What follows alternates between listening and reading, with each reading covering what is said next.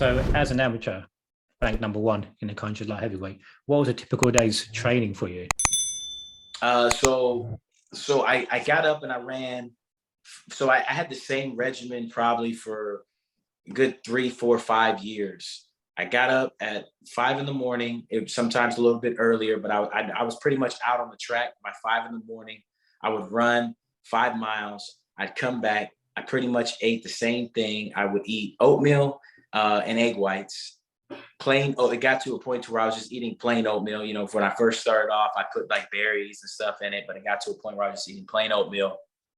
And and then I would work during the day, and then I'd go to the gym at night. And that's pretty much how my regimen was for years. I didn't really get into strength and conditioning until the professional level, and you did a little bit when you were doing with the USA team. But as an amateur, I didn't lift weights. I didn't, I did some calisthenics, but it was mostly just boxing, boxing, boxing. Is that like shadow boxing, sparring, typical heavy bag workouts, or Yeah, so it was pretty standard. So I do shadow boxing.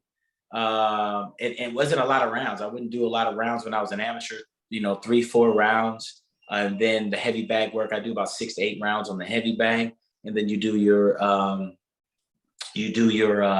calisthenics, your sit-ups and all that. So this is when I was an amateur. But when I started turning professional, you get more knowledgeable about nutrition, you get more knowledge about strength and conditioning and training. That's when the rounds really start to increase with the shadow boxing. As a trainer, I'm big on shadow boxing, probably even more so now than when I was fighting. But I did get heavy into understanding the development of shadow boxing and with everything else. I'm big on sparring too. As a coach and a fighter, I sparred a lot. You're talking about 2, 3 days a week for sure.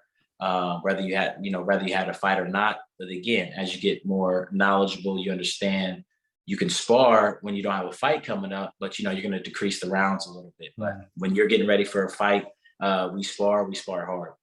oh, so that's 2 or 3 days of hard sparring a week? Yeah. I mean, again, when I started training, even when I was training, Ray Woods, like he was big on sparring. So we were doing no less than 6 rounds, but we were doing 8, 10 rounds of sparring 2, 3 days a week.